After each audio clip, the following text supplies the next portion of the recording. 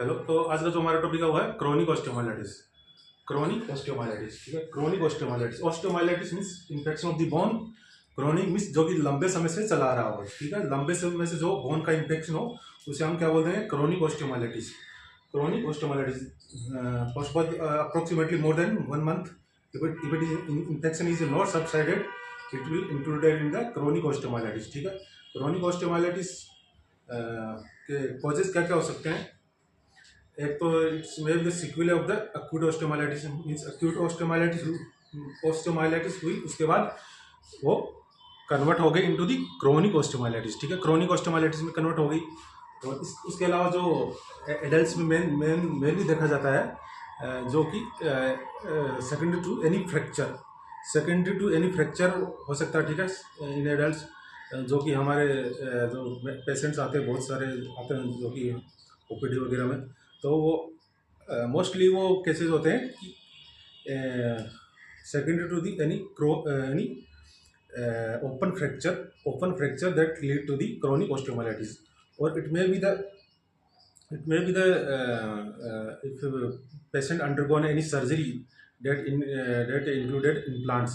So implants, for suppose patient undergone a surgery of the humerus or forearm bone or any bones that include plate or any implant that may also cause a chronic osteomyelitis. So तो main cause तो ये हो जाएंगे। उसके बाद ये जो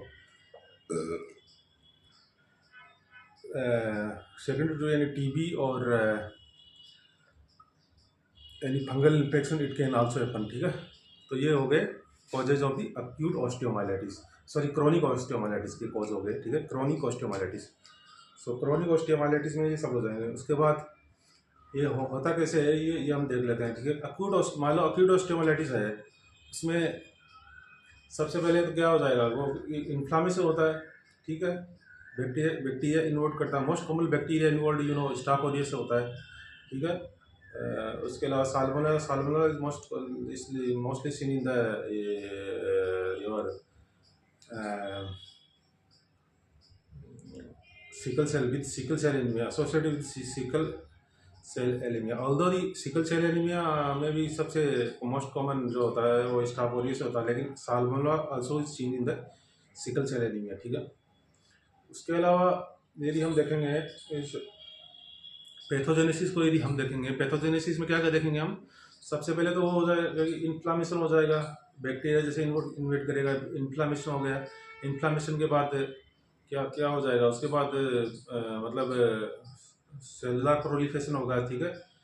vascular expression of the fluid will exudate from the blood vessels. Then there will be cellular proliferation, WBC, all that. Then after that there will be vascular congestion will be there, so it will lead to the ultimately formation of pus formation, okay.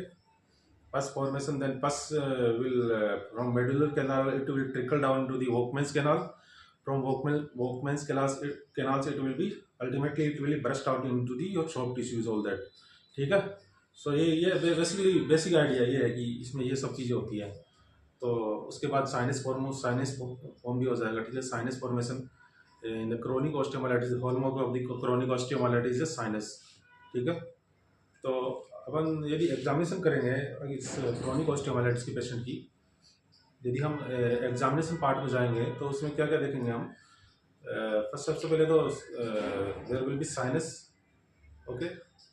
तो number of sinus, first of all site of the sinus, where is the site, number of sinus, then sinus का description देखेंगे कि उसका as कैसा है, यूवेटेड as है और कैसा एज है। उसके बाद एज के अलावा हम देख लेंगे उसमें क्या मतलब उसमें क्या क्या होगा, puckering of the sinus will puckering like will be that, although in the your tuberculosis is will wider, but in puckering like in the your osteomyelitis, and it will be puckering, and there will be sprouting granulation tissue will be there. Pus will discharge pus will can be seen, okay, sprouting granulation tissue, all that, ठीक है। ये सब देख लेंगे इसमें। तो उसके बाद पाल्पेशन में तो हम टेंडरनेस टेम्परेचर देखेंगे. Temperature will be although in the chronic osteomyelitis it will not raise, but in it acute exacerbation it will see in the raise in temperature. Tenderness may be there. ठीक है, tenderness of the sinus. Then there may be thickening sinus. There will be thickening of the bony thickness will be there. Okay, bony thickness or irregularity will be there because formation due to the formation of the your sequestrum. Okay, sequestrum, due to sequestrum or involucrum there will be bony thickness will be there. ठीक है, on palpation. ठीक है, तो इसके अलावा on palpation हम देखेंगे कि there will be thickening of the also there sinus around skin of the sinus. Sinus will be thickening, skin thickening will be there. I mean skin will be shiny will be there around the sinus. Shiny skin, loss of hair all will be there. Okay, shiny skin and loss of hair. Okay, दूसरी चीज sequestrum क्या होता है. ठीक है, sequestrum is nothing but it is a piece of dead bone. Piece of dead bone. Piece of dead bone. Sequestrum is nothing but it is a piece of dead bone that is separated by granulous tissue from the living bone. Separated by granulous tissue by separated by the granulation tissue from the living bone. That is sequestrum. तो इसके अलावा हम palpation के बाद क्या देख लेंगे. Movement, adjacent joint movement will be reduced. Okay, measurement basically there will be no limb length discrepancy usually, but maybe the most of cases it will shortening or maybe sometimes lengthening also. All this will be there. Then beside that there may be pathological fracture on the palpation. Pathological fracture may be there in the this osteomyelitis, and so all these things will be there basically. Then हम क्या करवाएंगे, x ray करवाएंगे. सबसे पहले क्या करवाएंगे x ray. ठीक है, एक्सरे में क्या देखेंगे, देयर विल बी सेक्वेस्ट्रम ही देखेंगे एक्सरे में. एक्सरे में सेक्वेस्ट्रम में डेंस क्यों दिखता है, डेंस दिखता है ना, काला काला, वो डेंस दिखता है. तो वो क्यों दिखता है, क्योंकि एवास्कुलर होता है सेक्वेस्ट्रम. सेक्वेस्ट्रम इज एवास्कुलर और आल्सो देयर विल बी पस or granulous tissue around the due to the pus and granulous tissue around sequestrum, so it will look like dens, and also involucrum also all that also look like dens. Okay, ultimately there will be formation of the newborn formation after that osteomyelitis, chronic osteomyelitis. In the end newborn formation will be there. So this is the basic idea. Then other than X-ray, MRI also you can be useful. The rim sign, that rim sign is seen in the MRI.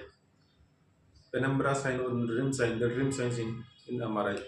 But X-ray is a clinical feature more than good enough to diagnose this. In the end, in extreme cases, in the X-ray, we can also see your honeycomb appearance also can be seen in the extreme cases.